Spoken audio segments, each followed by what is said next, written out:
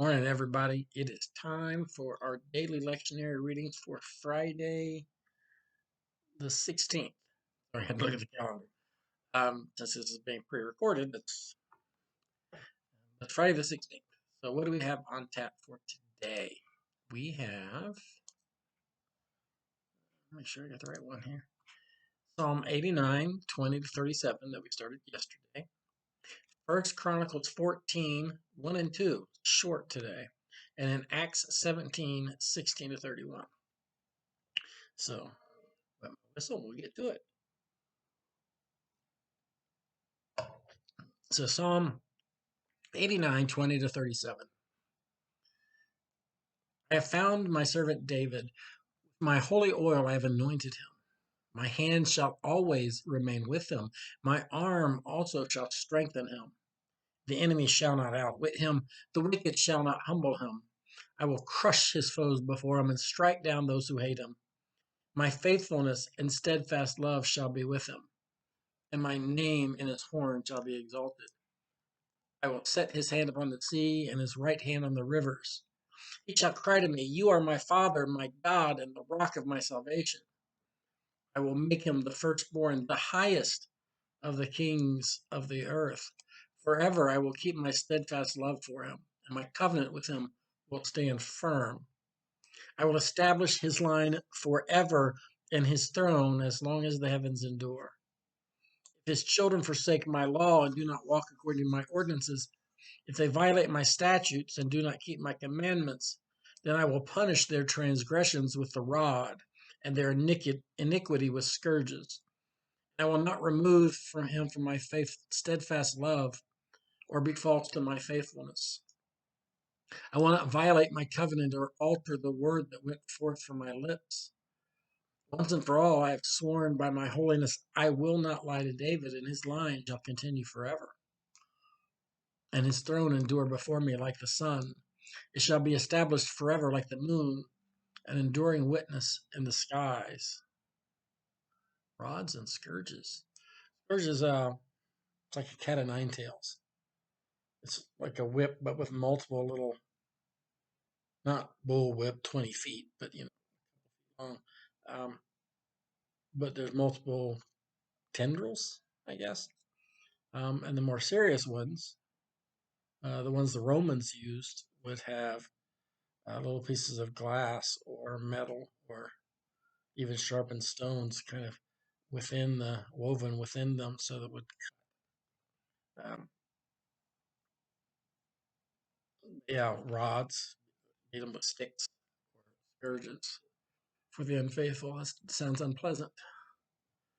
First Chronicles 14, 1 to 2. Now we're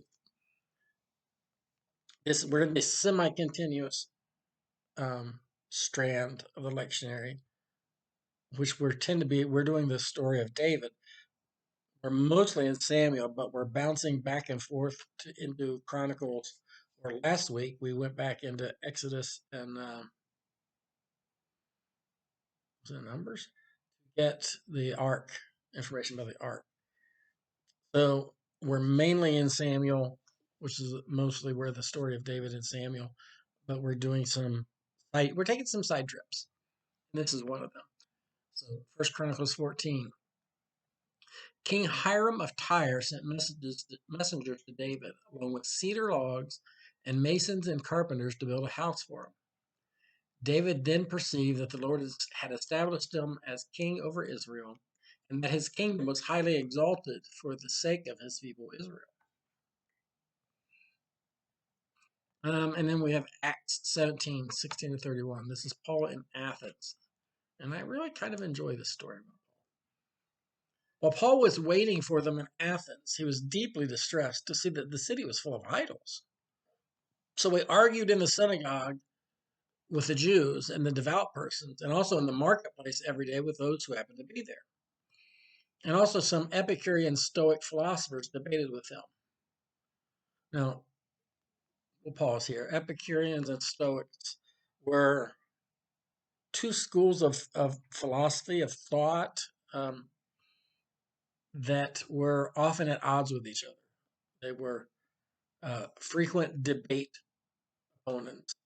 Epicureans is a form of what it's not really hedonism. They believed in it was pleasure. I got a little quote here I found. A way to remember the difference in differences between the Stoics and the Epicureans. The Stoics cared about virtuous behavior and living according to nature, while the Epicureans were all about avoiding pain and seeking natural and necessary pleasure.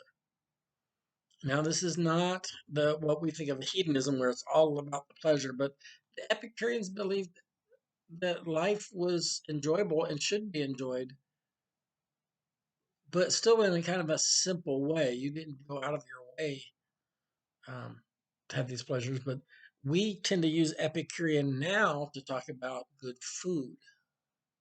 Someone who appreciates good food, we use that term Epicurean, and it has that same root. They believe you should enjoy life. Whereas a Stoic believed everything needed to be as simple and sparse as possible. Um, so that's kind of, and those are kind of it's like these two schools of philosophy that were argued. And Athens was famous at this time for these philosophical and religious debates. And that this was where the city was open to anyone who wanted to come. And they had an area called the Areopagus where that's really what they used it for. So, let's see, also some Epicurean and Stoic philosophers debated with him. Some said, "What does this babbler want to say?" Others says, "He seemed to be a proclaimer of foreign divinities." This was because he was telling the good news about Jesus and the resurrection. So they took him and they brought him to the Areopagus and they asked him, "May we know what this new teaching is that you are presenting?" The Areopagus is where they all gathered to have these debates and these discussions. So they want to know about this new teaching that you're presenting. It sounds rather strange to us, so we would like to know what it means. Now, all the Athenians and the foreigners living there would spend their time in nothing but telling or hearing something new. That's what Athens was all about. Then Paul stood in front of the Areopagus and said, "Athenians, I see how extremely religious you are in every way. For as I went through the city and looked carefully at the object of your worship, I found among them an altar with the inscription, 'To an unknown God.' What therefore you worship is unknown, this I proclaim to you, the God who made the world and everything in it. He who is Lord of heaven and earth does not live in shrines made by human hands, nor is he served by human hands as though he needed anything, since he himself gives to mortals all life and breath and all things. From one ancestor he made all the nations uh, to inhabit the whole earth, and he allotted the times of their existence and the boundaries of the places where they would live, so that they would search for God and perhaps grope for him and find him. And indeed, he is not far from each one of us. For in him we live and move and have our being, as even some of your own poets have said, for we too are his offspring. Since we are God's offspring, we ought not to think that the deity is like gold or silver or stone, an image formed by the art and imagination of mortals. While God has overlooked the times of human ignorance, now he commands all people everywhere to repent, because he has fixed the day on which he will have the world judged in righteousness by a man whom he has appointed, and of this he has given assurance to all by raising him from the dead. There's so much here that we can't, we don't have the time to spend on all of this. Um,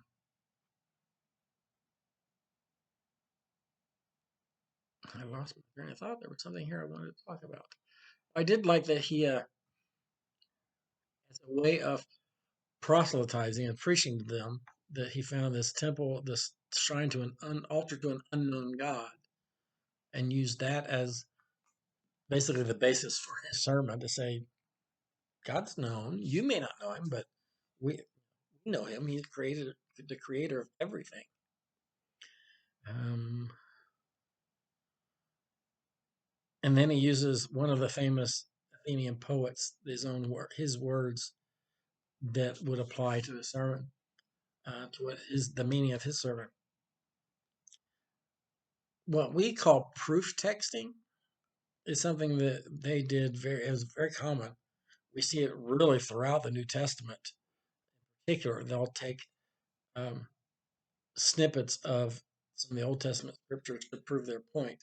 And sometimes they do take them out of context, which is something we strive to not do so much nowadays. Um, and that's what we call proof texting. You have your position, what you're trying to teach or to preach about something, and you can find random verses that seem on the surface when you take them out of context to back up your point. Um, and that's something that is frowned upon today. But that was actually very common in the first century. And Paul is doing that with one of these Athenian poets. He's kind of taking a snippet. In him we move and live and move and have our being. For we too are his offspring. He takes this little line from this poet and uses it to prove his point. So there's more we can get into, but we have this already for over 11 minutes. So we will shut this down for today. I will see you again tomorrow.